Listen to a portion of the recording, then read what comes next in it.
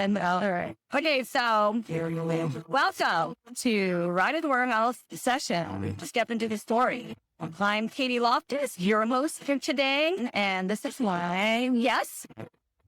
Sara Jane. We've known each other for a while, right? Yeah, you were my hairdresser back in the day. In fact, you did my hair for my wedding. My 20s. Yes. And I was 30 now. I was 25. And you're only 30 now. Exactly. I look amazing. And I'm 33. Way back in the rockabilly days, right? You're still there. I've stepped out. Yeah, it's just rockabilly for me. It's dancing. It's Lindy Hop. It's you were teaching back then. Yeah. Now, you were teaching Lindy before I knew you, right? I just remember, I'll share this with everybody. So I've known her for a long time, as we're speaking about. But at the Casbah, you would roll in, you come in with your boyfriend at the time, not your husband, or maybe it was your husband. And then you would just I watch you, I'd be like dancing or whatever. And then I'd see you flying across the room. Because you do aerials, right? You go, there she goes. I mean, seriously, those are like memories of like, you're so cute. And that laugh. Like, those are two things that are always a good memory for me. So when we were so young. Yeah. It was fun times. And let's talk about riding the warehouse. Yeah. You know, I have you here because we were just talking about it's Decade in Motion. It says the Decade in Motion happening this year. So 10 years. 10-year anniversary, which I can't believe it's been 10 years. Woo, that's crazy. So it's awesome. Sarah was with me from the very beginning. Yeah. Which is super cool. So 10 years and all the different photographers and all the different stories. And do you remember, can you go back then? I mean, I don't know. What is your memory, like the best memory, I think, back then? Like, so 10 years, 2016. 2016. 2016. I don't even remember I feel bad. I don't remember my photo from oh wait, I do remember. I was on my Honda. I had a 76 Honda CB 404. And the photo was taken in Balboa Park. And it was done by the artist where she did kind of a gloss over the top of it. It was a really interesting look. But it was really fun to be a part of that just because you wanted to create this movement of embracing female writers and women who had kind of been on the outskirts in society for a bit. And you were like, no, I had started writing after my divorce. And then you had a similar story. And we actually reconnected through that story because we each had our own breakdown of life that we had to navigate. And that's when, prior to that, I was riding scooters. I had vintage Vespas and I had a vintage Lambretta. And then after my husband left, I'm like, I need a bigger bike. And so I got that Honda. And then you, a couple of years later, had a falling out and a similar situation. And it was just like you found two wheels as well. And because of you. And it was like therapy. And you're like, oh my gosh, this changed my life. Beyond therapy, right? And then you're like, I got to do this. And we were both like, I was already starting to heal. And you were you were also starting to heal. And then you were like, what is this amazing, like, thing? Yeah, that I didn't understand before. My life kind of fell apart or falling apart or what I should say, or coming together, right? Yeah. And it gave you something to move with, to challenge yourself, to grow out of something into something else. You're redefining yourself. You were finding your own strength and your own courage. And then I think because of that, you were like, oh no, other women need to do this. Like, if this is something that is so incredibly meaningful and changing my life, I want other women to know about that. And that's what you did. And you ran with it into the community. You're like, this is amazing. And you started finding all these other women. Well, right. So we back it up. So you moved in with me when life was falling apart. You had a Lambretta. You brought it to the house. And you also had your Honda. Yeah. And I remember you riding around and having the best time. And I was like, I was in a really bad place. Yeah. So I was like, I'm going to try that. You know, remember that. I almost bought your Lambretta, remember? When you were going to sell them, remember? It wasn't a Lambretta. It was another, it was an 80s stuff. I had a Vespa. Thank you. Yeah. Remember? It was kind of a thing. And then I decided, oh no, I want to get a motorcycle. Yeah. Because I want to just jump all the way in. Yeah. Because, you know, people always say when life falls apart, like leaving a marriage or all that was happening. You got to like move out of state. You got to like, I don't know. I just need to change the way I live. I just need to change the way I ride. I mean, it doesn't have to be so incredibly dramatic. No. You have to completely move. No, no, exactly. It was truly amazing that the bike, that machine. Yeah. Well, look at where we're at now. It changed my entire life. Yeah. And you are that spark of that inspiration. Yeah. Like, and that's why I have you on the show, because I'm like, I just remember going way back, and it's so cool. Yeah. Yeah. And I reached out to the community because I didn't know anybody really. I knew you, and there wasn't a whole lot of us. There really wasn't. No, there wasn't. Remember you and I would ride up and down the Strand? Yeah. Yeah. I do remember that. I know, 750 yeah. Honda Shadow. I have a picture. Oh my gosh, I would love to bring that picture up. A picture you took it of me, and I was like, "Oh my god, I went down the Strand." You know, my biggest ride, I think, at the moment, over the bridge, and all the things. The Coronado Bridge here in San Diego, which is a big deal because it's freeway speed, and that was a big deal on my 750. But I really fondly remember those moments. But yeah, reaching out to the community, not knowing anyone, but there was women, and I'd see them, and I'm like, "Who's she? Who's she? Who's she?" And how much fun that was. So yeah, that's how it really kind of was born. Yeah, it started, and then it blossomed into this incredible, this crazy thing. Art event with welcoming even more people and giving awareness to the women who are present in the community, who are already writing and who are already doing things on, or even is writing. Like, it's funny. People like, I had my bike for a couple months, or they're inspired by people like you or people like me or all the women. There's so many women to be inspired by. I mean, I get inspired every single day by doing the show because, in fact, the inspiration never stops. Like, so it's all some of all parts, I like to call it, but it's all little bits and pieces of this community. Brand new people have been writing forever. Women that are in their 70s have been writing. Those are beautiful moments. And it is beautiful. It is beautiful. It is. It's fun to hear other people's stories and to see what brought them to this place or their journeys with a motorcycle. And, I think about our stories and how in the United States, I feel like, for some reason, women tend to be on the fringe with motorcycles, whereas in other countries, it's pretty common. Now, you've traveled a lot. So and you see women on bikes all the time. Yeah, no big deal like America. And they're like, deal. People are like, oh my gosh, a woman on a bike? Right. America? What are you doing out of the kitchen? Right. I just kidding. I know. I mean, I hate to go there, but it is. Oh, it's weird that it's not as normal or normalized Which is funny here. Is that, though, because I do believe that the women's motorcycle community right now is the fastest growing market in the motorcycle community right now. Like, it's literally the fastest growing. It has been for a while. Yeah. So you say that, and it's like, we're such a small, it's growing, right? Right. Maybe 19%, I think, or something. Somewhere around what those stats are. Yeah. In Europe, it's just a thing. Women just roll. Yeah. Yeah. Here, it's like, and in Central America and in Asia, like it's Asia, everybody's got a bike. Yeah. That's how they get around. Right. They don't have cars. It's just a means of transportation. They have a whole family on the back. Right. Right. I mean, they don't mess around in Asia. It's true. Then you got human pyramids going down the street. Human pyramids. It's true. Human pyramids. So that's true athleticism right there. That's so true. And it's been great to see what you've done and where it's come and just how you've been able to work with so many women around the United States and to grow this. Crazy. So I'm really proud of you. Well, thanks, girl. Well, it's that thing. It's that spark of inspiration. For me, it's how can I be of service and how can I be fun doing it? I know it sounds just so hokey, but it's really truly what I say on a daily, Yeah. And there's days where I'm just like, whoa, it's a lot. And then I'm just like, what? It's the spark that we're speaking about. And it's the way that woman feels. So if anybody has never been to the show, so their photos, they don't see it until the day of the show for the most part. And so them walking into a large space like we are at San Diego Harley-Davidson, thank you very much, San Diego Harley, for hosting us. But it's a big space like this. And then they're hanging, 60 by 40 prints. There you are. I always try to get the photographers to capture that moment of, because I see them in such a big, beautiful way from the very moment I meet them.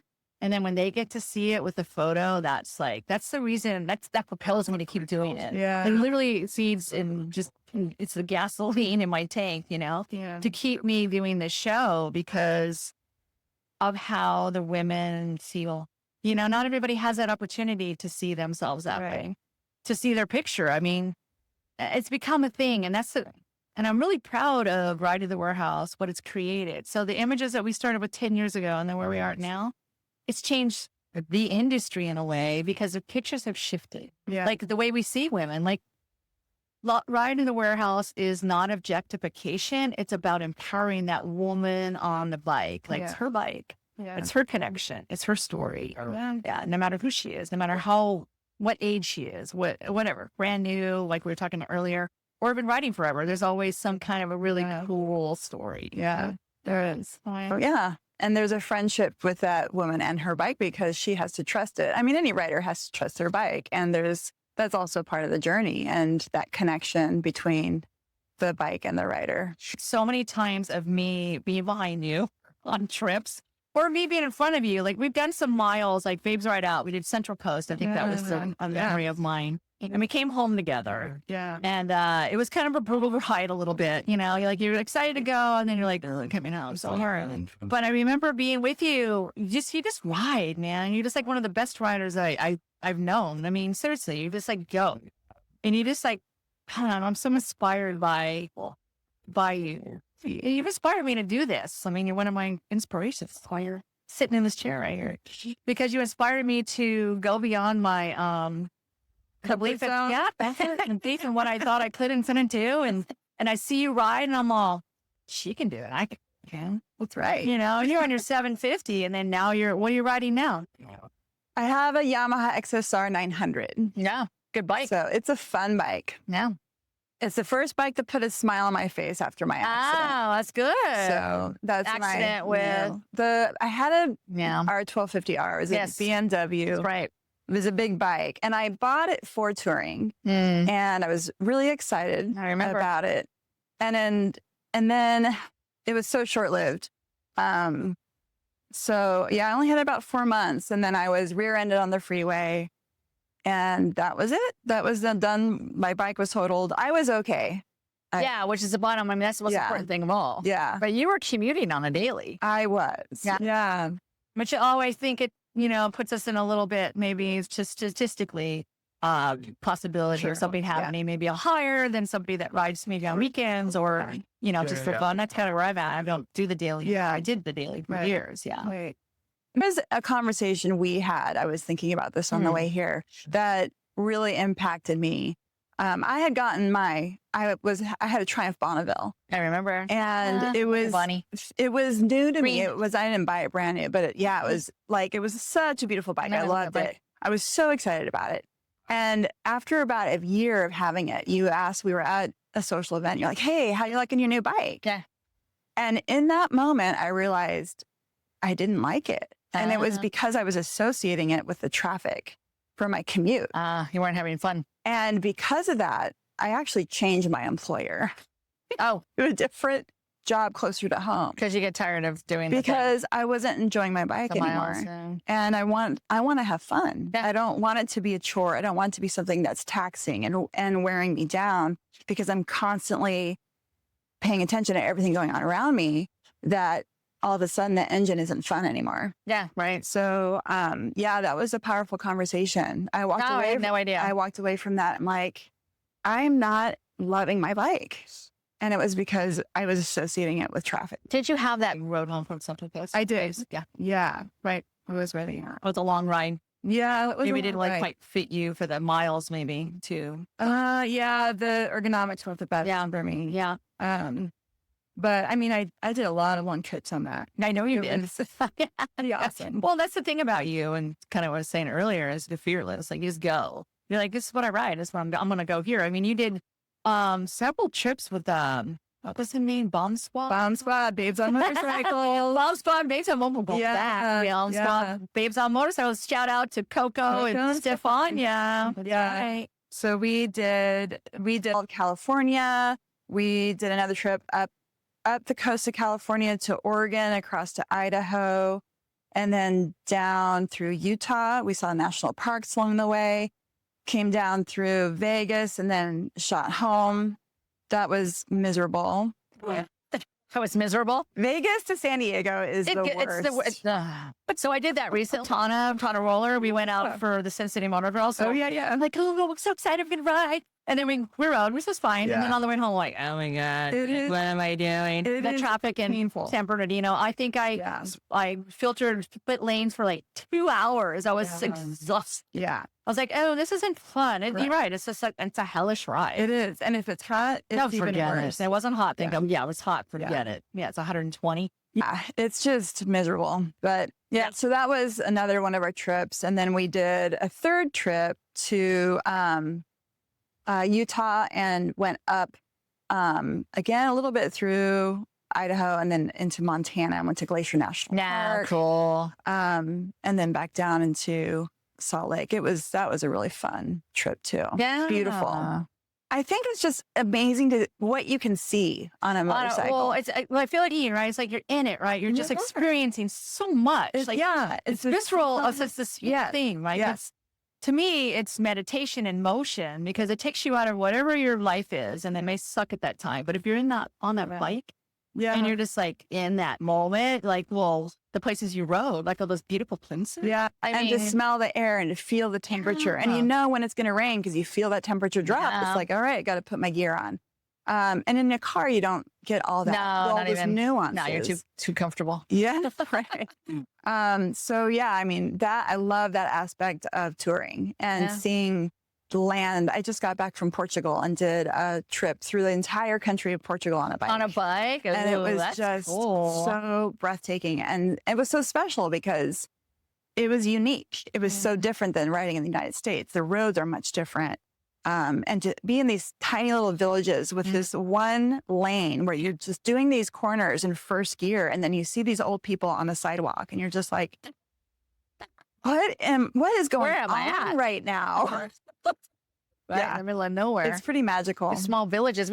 I guess we have rural America, but it's different. It is different. It's different in Europe. You know? I've never rode on the bike in Europe, but I've been in England and, France. And those little tiny windy little cobblestone roads or whatever. Exactly. You're like the narrowest narrow roads ever. Right. And you're like barely fit the motorcycle. They're meant for like a horse. Yeah, totally. And we're passing a donkey with a trailer behind, a trailer with a, wagon. And it's just like, okay, this is, old world. Yeah, it totally is. And then every aspect, which that's the cool part about Europe, right? Yeah. So what was your favorite part about Portugal? You have a favorite moment? Oh my gosh. Yes. There was a moment where we came up around a corner up this hill, and all of a sudden everything was yellow. And it was it was a rolling road through these fields. There was no houses, no buildings, no cars, and everything was yellow. It's springtime. Yellow. And I felt like I was on the Golden Brick Road. I was just like. So what was the yellow? The yellow was. They were, I don't know what flower. Oh, so it was a flower. Yes. So it cast off a light. Yes. Well, so it was all these bushes that were just with these yellow blooms, but it was just acres and acres of it for as far as I could see. And it was so brilliant, and the sky was blue, and the contrast was just striking. And it took my breath away. It literally took my breath away. Yeah. I love those moments. Yeah, it was amazing. And, on a bike, like an experience like no other. Yeah. And if you don't ride, you wouldn't understand. But when you ride, you're just like, like, okay, I could die now. Right. Everything would be okay. Because it's just like that moment. You're just like, yes, right? 100%. Yeah. Yeah, I know those moments. Yeah. That's beautiful. It's great. And I love and also with the spring air, just like there would be times, and sometimes you have to intentionally slow down to really absorb everything. And so with the smaller villages and towns, you can't go very fast. But when you're going slower and opening your visor and just smelling the air and smelling the nectar from all the flowers. And it's just, there's nothing like that. It's just it's that happy intoxicating. Moment. Intoxicating. Yeah. It's a really beautiful thing. Yeah. It's why we ride. It is literally why we ride. Yeah. Right? I mean, that's for sure. You're looking always for me, that next moment like that. Yeah. They happen usually on the long trips, Yeah. When you have time to chill out, relax, you're not in traffic, like we talked about earlier. Yeah. It's just not fun. Right. But when you're out in the beauty of nature with you and your bike and maybe another friend or when you're just like, and that's the cool part about riding too, is you can be with a but you're still in solo mode. Like you're still by yourself in the same spot, Right. But then the things you see, you experience together. Yeah, which is cool. It is cool. And it's so, and that's another thing I like about group, smaller group rides where you can like, oh my gosh, did you see that? Like the Bomb Squad. Can you believe that just happened? Yeah. Like, can you believe we just saw that? It's like, oh my gosh. And then you could really communally share that as well. So it's fun to be able to share those moments too. Yeah. Yeah. I mean, I can think, we spoke about earlier, I can think about the moments when we went over the bridge, those moments together. And those will always be burned in my mind or, forever etched in my mind. Yeah. When I want to think of something happy, I just pull that out of there. And it's so many of them. Yeah. That's one of them with you for sure. Yeah. I mean, life-changing moment with the bike, I believe that the machine is what brings us together, but it's the bond of friendship and community that keeps us. Yes. Like that's really what we're talking about. It's a cool machine and it's amazing, but it's those moments together that just, again, I'll die at the end of my life. I'll say it was a fucking good ride. Yeah. I agree. So yeah, so cool. So I guess let's talk about the show coming forward. Yeah. So I'm going to have photographer John Lennon took your picture. Yes. You guys went down to Mexico. Yes. Can you tell me why you picked Mexico? And well, I I had a couple of ideas, and that was just one. I just thought it'd be fun to go down and have more of a rustic, like casual experience. Yeah. Stopping on the side of the road, getting something to eat. In my mind, I was envisioning like maybe some kids running around or, just local life. And then we took this one side street down where we were passing by a street and they had these flags up over the road. And as you're looking down the street, you see the ocean and there's these blue and green flags coming down. I'm like, oh my gosh, I want my picture there. Yeah. So it was another shot that we took where he was in the middle of the road. I was coming around the block and coming up the street towards him. And that I love that idea of having a shot with the colors and just the moment. Yeah. And like we were just talking about, so capturing those moments. Yeah. And the cool part is you had your own private photographer at that time. Yeah. Right. With you. And you could capture that moment, because those moments on the bike, you're like, I wish I had a camera. I wish I could capture this. Right. You had John Lennon, John Lennon's been with us for 10 years also. That's right. Yeah, and I feel like you didn't know him before the show. No, I met him at the show in LA. No, a show in LA at House of That Machines. was before, it was right before COVID. So that was 2019. 2019. Wow. Yeah. 2019, so 2026. Yeah. So that was a great show. That was a ton of fun. That was a lot. Yeah. LA's always, they're all different. For me, has its moments, my favorite moments of each show. But I think that's really cool that you guys are friends, you and John Lennon. Yeah. I want to have him on the show because he is a photographer that has been with me the entire time. That's amazing. Very beginning. He still wants to do it. That's so awesome. Must be doing something right. Yeah. Well, that's good. Yeah. So your photo from Mexico will be featured in Los Angeles. All right. And we're dragging you taking a photo the entire year. So you're going to go to Bisbee and San Diego. Came back around. So all right. Around the mountain. Good. But so House of Machines was really cool. Yes. And so I feel like the show in Los Angeles will be that. Okay. It's downtown on 14th Place. So it's down in the warehouse district. Yeah. 40,000 square foot warehouse. That's awesome. Which is insane. Yeah. And, LA is a different animal, different thing. Yeah. It brings everybody out. We have a red carpet, of course. Oh my gosh, that's amazing. Yeah, we have to. It's LA. Everybody wants a red carpet. We have a red carpet and we have a step and repeat so you can get your photo, which will be fun because we did that at House of Machines. Yeah.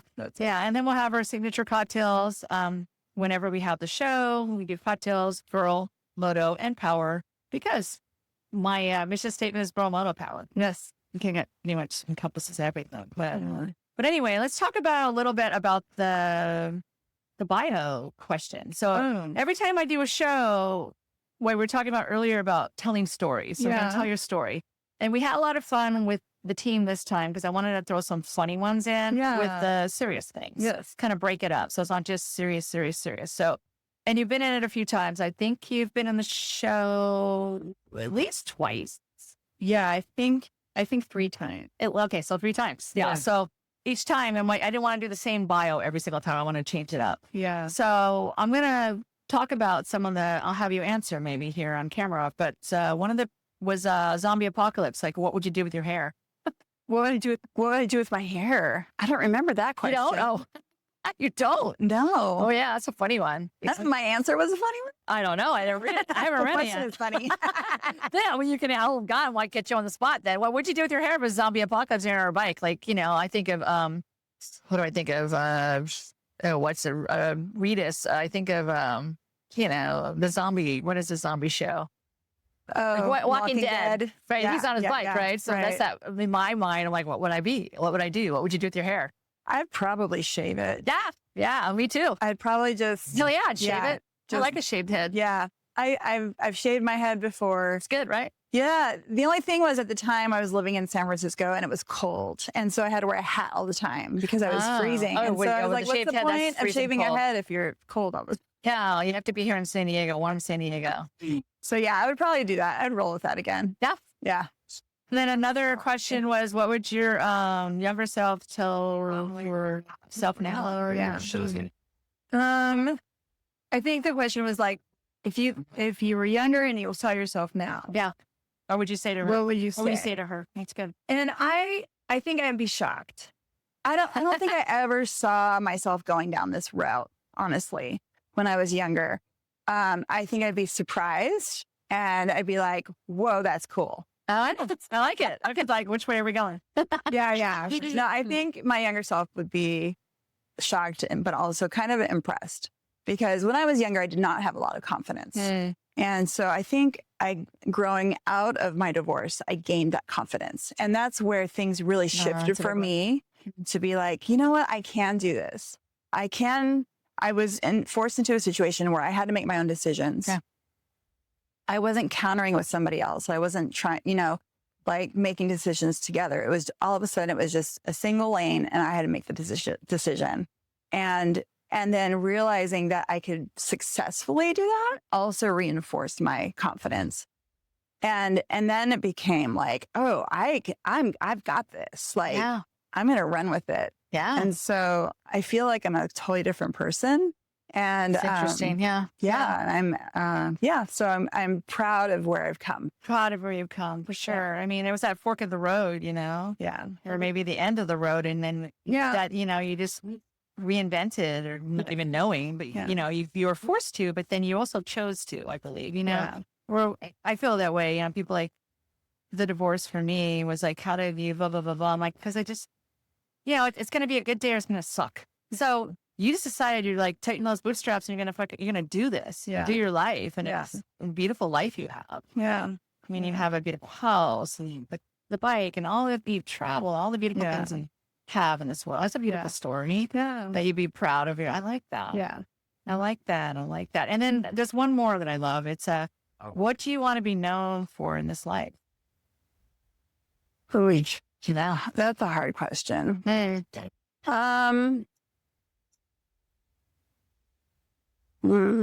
Gosh, she just dropped a heavy one. Yeah, see? Well, yeah, that's on the bio questions. Yeah, I know. What do you want to be known for in this life? I don't remember what my answer was. No, I don't either, but I didn't look at it yet. Yeah. So. But I think I would like to be known for being genuine. Yeah. And having grace. And love. Yeah, I love it. Genuine grace and love. That's what you are, almost. Yeah. Because that's something that I think we all need. And it's important to share that. And I feel like sometimes it gets suffocated out with our society and with, and I'm not saying that I do it perfectly at all. No, it's human. It's something I strive for. Yeah. And it means also having grace for myself. Oh, that's a big one. When I mess up. And I mess up a lot.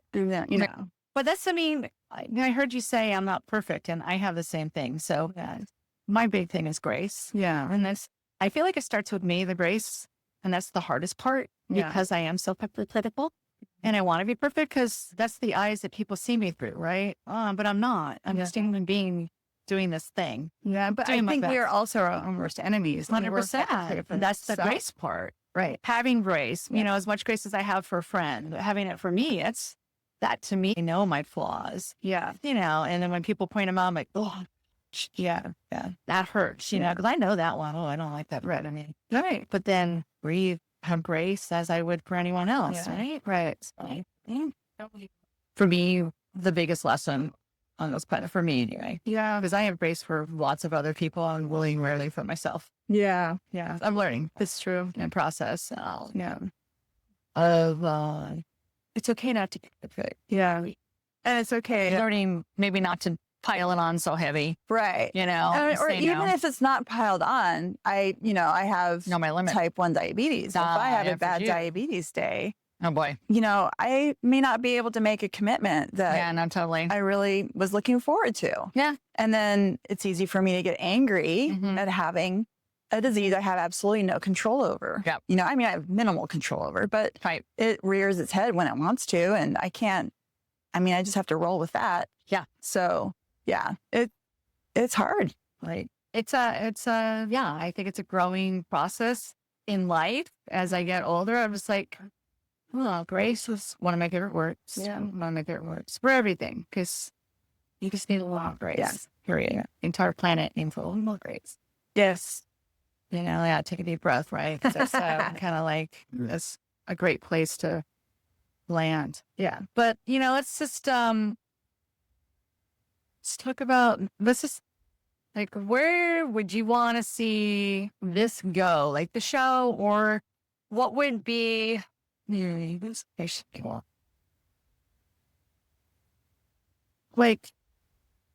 like if it could be anything you would, it could be like, where do you think it should go? Or the show? Yeah, the show, the movement. I kind of call it, I always call it a movement too. It's like, it's not even a show. To me, it's the ball that rolled down the hill, and it's this gigantic, it's a big ball now, and it's bigger than I am. It's literally rolling whether I'm there or not. Yeah. And I mean in the best way. The momentum is the community behind it. Like every single woman that's in this, for me, I think about it all the time, and their faces and their hearts. Yeah. So I guess I would say, like, where do you see it going, or where would you want to, or, or advice or anything like, like maybe a hack, like a life hack, like a hack for the show. Like what's a good, I don't know. You've been in it 3 times. Yeah. Yeah. Honestly, I think the key word you have is community. And by bringing it to different cities, like what you're doing, it's allowing people in those areas to get swept up into that momentum and to make connections that will last outside of the event. Oh my God, I love that. Yeah. And I think that's what's important. And there are other women's motorcycle events that are doing a similar thing. Absolutely. Around the nation. And it's just allowing women who enjoy the sport of riding to make connections with other women and to create safe spaces together and to create relationships that will hopefully allow them to enjoy trips together or to adventures. To help each other out in times of need, or just to have that connection. Their thing in this world, the connection. Yeah. Because we're on our phones and everything's happening all the time, but we're just rarely in it. And I feel like in life, and that's what the motorcycle does for me. It gets me back into my body. And so I feel like you're talking about that in a way that the community, that the friendships that bond, because we aren't on our phone. We're actually we're in the movie, not watching the movie. They always say that, right? When you're riding, you're in the movie instead of watching the movie. So we're in this movie, which I love. And thank you for sharing, because I think about the friendships that have been forged with Ride to the Warehouse, and it's crazy. Like there's so many people that met through the show and are still friends, or, and friendships come and they go, but they had a great run. There's that too. There's a beauty in life. Not everything's supposed to be forever. Maybe Ride to the Warehouse is forever or not. I take it one day at a time. I keep moving as the movement moves me. Literally as it moves me. And I just keep going. So, but thanks for taking your time. Absolutely. My pleasure. That was fun, right? So I always like to do this because this is my heart. And I always want to say happy trails. Oh, thank you. And I love you. And I can't wait to see you at the show.